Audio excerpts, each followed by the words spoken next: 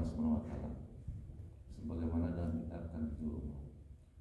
Dan Abu Nuaim mengeluarkan dalam kitab Hilyah juz 1 halaman 235 dari Aswad bin Hilal radhiyallahu anhu berkata, dulu kami berjalan-jalan bersama Mu'adz radhiyallahu anhu. Lalu dia berkata kepadaku, duduklah kita beriman sesaat.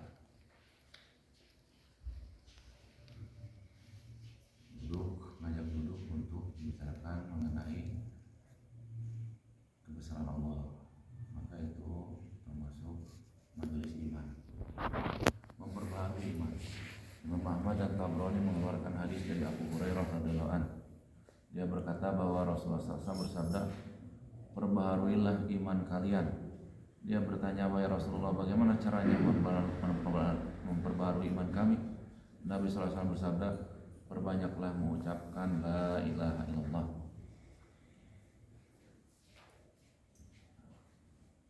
Untuk memperbaharui iman ini perbanyak kali la ilaha illallah, bukan hanya disingkirkan tapi juga disampaikan. Mendustakan percobaan dan sesuatu yang nampak. Kisah seorang laki-laki yang sakit perutnya. Imam Bukhari dan Muslim mengeluarkan hadis dari Abu Sa'id Al-Khudri radhiyallahu anhu, katanya, sesungguhnya ada seorang laki-laki datang pada Rasulullah SAW.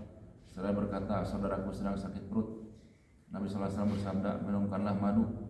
Lalu dia pergi kemudian meminumkannya madu. Kemudian datang lagi seraya berkata, wahai Rasulullah, aku telah minumkan madu tapi malah bertambah sakit. Nabi SAW bersabda, pergilah minumkanlah lagi madu. Lalu dia pergi dan meminumkannya madu. Kemudian dia datang lagi seraya berkata, wahai Rasulullah, dia tambah sakit. Lalu Rasulullah SAW berkata, maha benar Allah dan perut saudaramu telah berbohong. Pergilah lalu minumkanlah dia madu. Lalu dia pergi meminumkannya madu, kemudian sembuh. 3 kali. 3 kali. Jadi sahabat ini meyakini apa perkataan Nabi SAW. Jadi bukan lihat zahir. Balik tambah sakit, wah urenan cenah, ini penyebabnya, bukan. Sahabat ini tidak meyakini kepada yang zahir, meyakini perkataan Rasulullah. 1 kali disuruh minum madu tambah parah, malah tambah parah sakitnya, suruh minumkan lagi atau Rasulullah. 3 kali tambah parah lagi, yang ketiga kali baru bohong katanya ke perut tuh, nafikan, suruh nafikan. Jadi sahabat ini lebih mendengar perkataan Allah, lebih mendengar perkataan Nabi SAW daripada yang tampak atau yang zahir. Kisah Abdullah bin Mas'ud bersama istrinya. Imam Ahmad mengeluarkan hadis dari Zainab radhiyallahu anha, istri Abdullah bin Mas'ud radhiyallahu anhu, katanya, dulu Abdullah bin Mas'ud radhiyallahu anhu ketika datang hajat, dia pergi ke pintu lalu membuang riak dan meludah karena dia benci apabila ada orang yang masuk tanpa izin dengan membuat sesuatu yang dibencinya. Aku berkata, sesungguhnya telah datang suatu hari hajat. Lalu dia berdam dan meludah. Sedang di dekatku ada seorang yang lemah, yang terkena penyakit panas. Lalu aku masukkan dia ke bawah tempat tidur.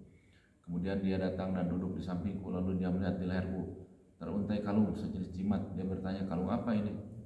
Aku menjawab, kalung untuk melindungiku, yaitu untuk jimat. Abdullah bin Mas'ud radhiyallahu anhu mengambil dan memutusnya. Lalu dia berkata, sesungguhnya keluarga Abdullah tidak butuh pada kesyirikan.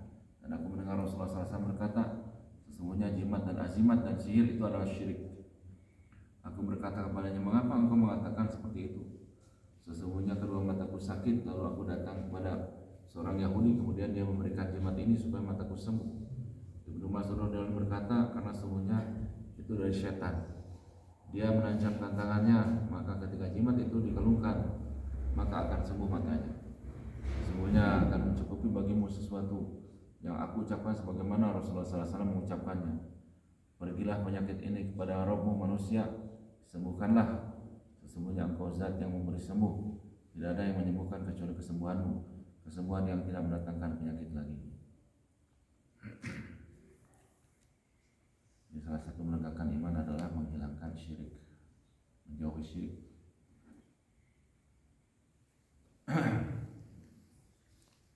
Kisah Umar radhiyallahu bersama Nabi SAW pada hari Huzaifah.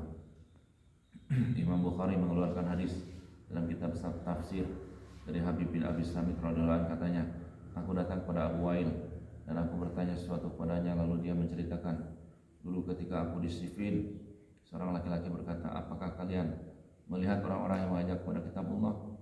Maka Ali bin Abi Thalib radhiyallahu anhu berkata, benar. Sahal bin Hunayf berkata, buruk sekali dari kalian. Sungguh aku telah melihat pada hari Hudaybiyah, maksudnya pada hari perjanjian Rasulullah SAW dengan musyrikin. Dan jika kami melihat pertempuran, sungguh kami akan berperang. Lalu datang Umar radhiyallahu anhu, saya berkata, apakah kita dalam golongan yang benar dan mereka dalam kebatilan? Apakah kita mati masuk dalam jannah dan mereka mati masuk dalam neraka? Lalu Nabi SAW berkata, benar. Umar radhiyallahu anhu berkata lagi, apakah kami akan diberi dunia dengan agama kami dan kami kembali semasa Allah menghakimi kami? Nabi SAW berkata, wahai Abu Khattab, sesungguhnya aku Rasulullah SAW dan Allah SWT tidak akan menyanyiakan aku selamanya. Lalu beliau SAW kembali dalam keadaan marah karena tidak sabar.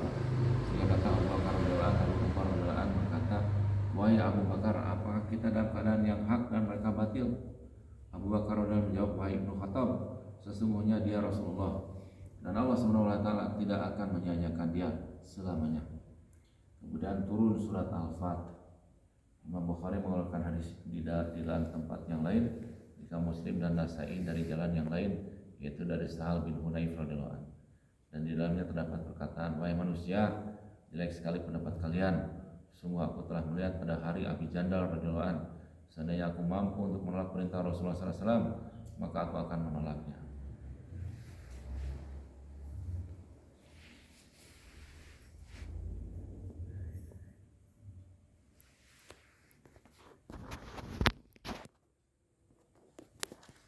Perjanjian Hudaybiyah ini berat, memberatkan kaum muslimin, tapi kaum muslimin itu tetap patuh